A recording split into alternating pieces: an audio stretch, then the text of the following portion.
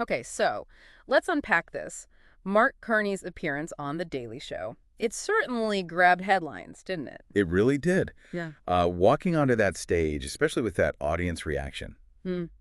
it set a certain tone right away. Absolutely. Laying out a very different perspective on U.S.-Canada relations than, well, than what we'd been hearing from the White House. hmm And the visual. Quite something with those Canada Strong banners. Yeah, what's interesting right from the start is how that sets up the dynamic, the visual support, the anticipation of a differing viewpoint. It frames this as more than just a standard interview. It definitely felt like a deliberate counter-narrative was being presented. Exactly. So for this deep dive, we're focusing on the transcript of that Daily Show segment. Our aim is to really understand the key arguments, the claims coming from the White House about Canada, and then how Carney addressed them. We want to distill the essential information for you. And looking at the bigger picture, I mean, this is really about the interplay between two, well, significant nations and how the rhetoric, particularly at the highest levels, can shape that relationship. This deep dive should give you a clearer sense of that dynamic. Right, so let's jump in. A recurring theme from the Trump administration, and something he brought up at rallies, was this idea of Canada as a potential 51st state. There's that quote, Canada as our 51st state. Can you imagine? It would be so much better, believe me. Quite a statement. Yeah. And that kind of proposition, it touches on fundamental questions of, well, sovereignty, national identity. For sure. While it might resonate maybe with some as a kind of populist idea, it essentially disregards Canada's distinct history, its values, its independence. And Carney's response was, well, pretty unequivocal. He said, John, Canada isn't some project for Trump to rebrand. We are a sovereign nation. Our independence isn't up for negotiation. A very clear line drawn. And the audience reaction, immediate, strong. Lots of cheering. Those Canada Strong banners were everywhere. And I even saw one sign that just said, not your state. You could feel the national pride. That immediate and firm rejection, it was a significant moment. It went beyond just policy disagreement, Yeah. It was a defense of national identity. And the audience reaction really underscored that depth of feeling. And of course, the topic of NAFTA, or rather the USMCA context, came up. Stewart even quipped about Trump being green with envy over Canadian resources. But then a journalist brought up that familiar claim. Canada's trade surplus is taking American jobs. Right, this argument focusing on trade surpluses as inherently negative, it's a common feature of, let's say, protectionist trade talk. Yeah. It often doesn't fully capture the complexity of modern economies. They're so interconnected. Exactly. Carney countered that by emphasizing the partnership aspect. He said the U.S.-Canada trade relationship supports jobs in both countries. He specifically mentioned Canadian lumber and energy feeding into the American economy. He called the idea that our surplus harms U.S. jobs a convenient oversimplification. And that's a key way to frame it, addressing a rhetorical argument with the practical realities, Yeah. Integrated supply chains, mutual benefits, pointing to specific industries makes it more concrete. Right. It also touches on that core economic idea. Trade isn't necessarily zero-sum. Focusing only on surpluses misses the bigger picture. Okay, then there was a really striking moment. A question came from a Canadian viewer, read it aloud. Prime Minister, how do we stand up to a superpower that seems intent on overwhelming us? You could sort of feel the mood shift a bit then. Yeah, that question really gets to the heart of the power dynamics, doesn't it? And maybe some underlying anxieties in Canada when dealing with its much larger neighbor. A sense of potential vulnerability. Carney's response, though, it focused on unity, intelligence, and an unbreakable spirit. He mentioned Trump's 25% tariffs, the tweets, how they seemed designed to intimidate, but he said this approach had underestimated Canadians. And the audience reaction. Very positive. Shouts like, that's our leader, we've got this. It felt like a real moment of national solidarity. See, Carney tapped into something there. That sort of Canadian identity aspect, quiet determination, resilience. His response wasn't aggressive, but it projected strength through unity and values. Another key point of friction. Trump's assertion that Canada is too reliant on the U.S. market, we hear that one a lot, suggests Canada's in a weaker spot economically. Well, that argument often doesn't fully acknowledge Canada's efforts to diversify trade, or frankly, the inherent strengths within the Canadian economy itself. Dependence is rarely just a one-way street. Carney's rebuttal was that Canada has a diverse and resilient economy. He pointed to growing trade with Europe, with Asia, plus domestic strength. He said, Trump's assessment is inaccurate. Our economy isn't just reliant, it's dynamic. That seemed to land well. That focus on dynamism, on actively pursuing diversification, that's crucial. It directly counters that portrayal of Canada as, overly dependent. It highlights adaptability.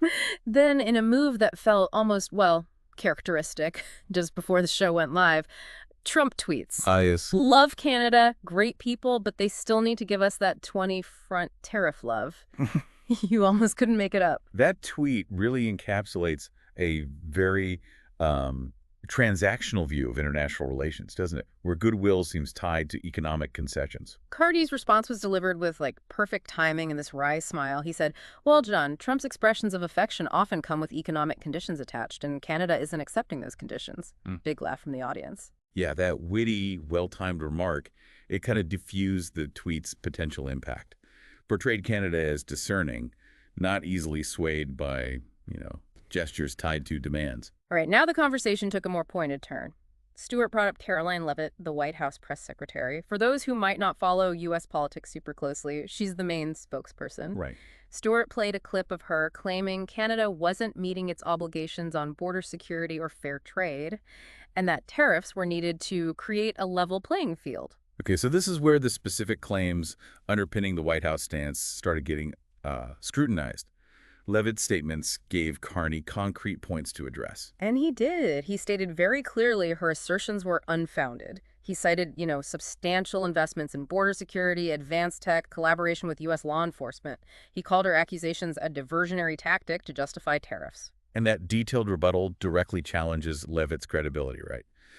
By listing specific investments, cooperative efforts, he presented a factual alternative to her narrative. Then someone in the audience, identified as Canadian, asked about Levitt's claim that Canada's lumber industry was unfairly impacting American jobs. This is, well, it's a long-standing point of friction. Yes, that narrative where one country's success must mean another's loss. It's often an oversimplification.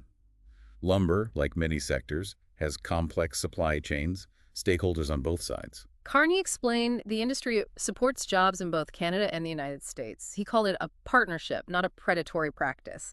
He suggested her framing was meant to create division among workers for political purposes. By emphasizing mutual benefits, he directly captured the unfairness accusation, highlighted shared economic interests. Smart. Another audience member then raised Levitt's assertion about overpriced Canadian energy exports harming American consumers. Given Canada's role as a huge energy supplier to the U.S., this is critical. Yeah, energy is absolutely vital in the U.S.-Canada economic relationship. And Levitt's claim kind of overlooks the reliable, secure supply Canada provides. Carney responded that Canada supplies, roughly 20% of America's crude oil and significant electricity at competitive prices. He argued Canadian energy actually contributes to price stability for Americans. Right, so reducing that supply could actually lead to price increases. Exactly. He labeled Levitt's statement another pretext for implementing tariffs. So he effectively flipped the argument there. Canadian energy not as a detriment, but as a stabilizing factor. Then a journalist pressed Carney on Levitt's repeated statements about Canada's border security being inadequate, allowing threats into the U.S. That's a serious charge. It is. Accusations about border security are particularly sensitive. They touch on national safety. They can easily stir up mistrust. Carney was firm. He said Canada maintains one of the most secure borders globally. Talked about close, ongoing collaboration with U.S. agencies, intelligence sharing, law enforcement. He directly accused Levitt of distorting facts to support the administration's agenda, called her claims misleading. That strong, unambiguous denial was crucial.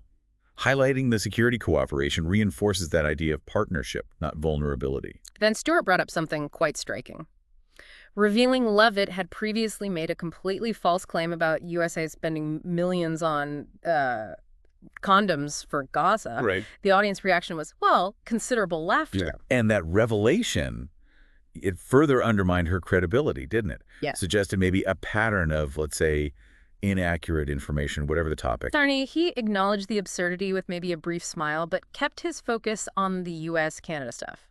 The contrast was pretty clear, though. Exactly. His measured, fact-based responses versus her demonstrable inaccuracies, it likely resonated, suggesting maybe a lack of reliability in the White House's statements about Canada. Next, the conversation shifted. Susie Wiles came up, White House Chief of Staff, apparently nicknamed the Ice Queen, portrayed as a key strategist behind some of the administration's more aggressive tactics, especially around USMCA. Yeah, this introduced the idea of maybe a more strategic, less public effort to exert pressure beyond just the president's tweets or the press briefings. Wiles' alleged involvement suggested a more calculated approach. There was even a sort of satirical clip shown depicting Wiles wanting to weaken Canada's negotiating position. It was clearly illustrative, meant to show a perceived intent. Even with the satire, the underlying message was clear: a perception of deliberate actions within the White House aimed at weakening Canada economically. A Canadian political commentator then asked Carney about reports that Wiles was lobbying U.S. businesses to boycott Canadian goods. Oh, let's go further. Carney said he couldn't definitively confirm those specific reports, but indicated her general approach suggested an intent to put Canada in a position of, asking for concessions, which he asserted Canada would not do. So that points towards potential economic pressure beyond official policy, maybe influencing private sector actions too. A journalist asked about the impact on Canadian businesses facing tariffs. Carney emphasized resilience, diversification efforts, boosting domestic production. Said Wiles' approach underestimates the strength and adaptability of the Canadian economy. By highlighting those proactive measures, he presented a counter-narrative, showed a robust response to the pressure. Exactly. Projected resolve in the face of that kind of rhetoric. Moving on, the focus shifted to Stephen Miller. His view of the Canadian border as a security vulnerability needing to be tightly controlled. The audience reacted pretty negatively to that. Miller's rhetoric often uses, fear-based arguments around immigration, border security. Applying that framework to the U.S.-Canada border, which has historically been so open and collaborative, it's a huge departure. Carney firmly countered, stating Canada is not Mexico, we're close partners, and our shared border is a bridge connecting us, not a barrier dividing us. That's a powerful analogy, reframing the border as connection, not threat. There was even a slightly exaggerated suggestion, presented with some disbelief by Stewart, of Miller proposing a massive wall along the entire border. Yeah, the exaggeration just underscores the absurdity of applying those kinds of extreme measures to the unique U.S.-Canada relationship. A woman in the audience questioned Miller's claim about Canada letting criminals easily enter the U.S. Carney called it fear-mongering, reiterated Canada's robust immigration system, directly challenging that attempt to paint Canada as a security risk, reinforcing the reality of Canada's controls. Then a man brought up Miller's assertion that Canada wasn't contributing enough to NATO. Carney's response was factual, highlighting significant contributions. Troops, funding, Arctic defense, called Miller's claim a misrepresentation of the facts. Right, providing specific examples dismantles that inaccurate portrayal of Canada's commitment. Another audience member worried about the impact of Miller's rhetoric on families living and working across the border. Carney's tone got a bit more personal then, but still firm, emphasized the deep connections, shared values between people, transcending politics. Highlighting the human cost, the real-world impact of divisive rhetoric on those close ties. Stewart then mentioned a rumored reality show pitch for Eller. Survivor, Border Wall, filmed on the U.S.-Canada border. The absurdity speaks for itself, really. Underscores the often sensationalized nature of some border talk. Of course, Trump responded to Carney's appearance, called him a loser, said Canada needs me to be great, believe me. A very characteristic response. Personal attacks, self-aggrandizing, familiar tactics, often light on substance, aimed at rallying supporters. Carney's response stayed resolute, said Canadians are not easily intimidated and tend to perform well under pressure. Echoed that earlier theme of resilience. Directly countered the attempt to belittle him and, by extension, Canada. Stewart also mentioned Trump calling Chrystia Freeland unhinged. So the criticism wasn't just aimed at Carney. No, these personal attacks can be a way to deflect from policy, discredit opposing voices. Someone asked how to handle continued attacks from Trump. Carney's strategy was straightforward. Truth, unity, and a strong economy. A pragmatic approach. Focus on internal strengths, factual accuracy to counter unfounded criticism. A journalist brought up Trump's claim that Canada's energy exports gave us unfair leverage. Carney countered factually, again pointed out the mutual benefit. Canada supplying significant U.S. uranium and oil, highlighted tariffs hurting American consumers. Yep, using specific data again to refute a general claim. emphasizing the interconnectedness in the energy sector. And when Trump claimed his tariffs were protecting U.S. workers, Carney pointed to Canada's response. Targeted tariffs on American goods like bourbon and steel, protecting Canadian workers, boosting domestic production. Showed a willingness to reciprocate, actively defend Canadian interests, not just accept U.S. measures. And then the announcement that Trump intended to visit Canada to negotiate? Stewart added a slightly sarcastic comment about maybe looking for Toronto real estate. A moment of levity, right? Highlighting the often theatrical nature of these political moves. Things got dramatic again with reports of a leaked signal message exchange between Wiles and Miller. Wiles allegedly saying, "Canada needs a lesson in trade, let's make it hurt." Wow. If true, that suggests deliberate intent way beyond just negotiation. Direct evidence, it seems, of a strategy aimed at intentionally harming Canada's economy. Carney's interpretation, that it revealed a comprehensive effort to weaken Canada across the board economically, in terms of security and even in our national spirit. That's a broad assessment, recognizing these weren't isolated incidents, but potentially part of a coordinated effort. Stewart then mentioned the EU supporting Canada, calling Trump's tariffs absurd. Carney emphasized the importance of strong international allies, which highlighted that Canada's concerns weren't in a vacuum. They were shared by other major global players. Provides context. A journalist asked if the leak changed Canada's approach. Carney said Canada would be more resolute, more strategic, but would maintain its dignity. Suggests a stronger defense, but without resorting to the same alleged tactics. Holding the high ground, perhaps. Predictably, the White House tried to downplay the leak. Blamed it on a junior staffer, apparently. Stewart sounded pretty skeptical. Yeah, that attempt to deflect probably lacked credibility, given the senior people reportedly involved. Finally, Stewart asked Carney for his closing message to Canadians. And Carney delivered this powerful statement, emphasizing resilience, unity, diversity, freedom, national pride.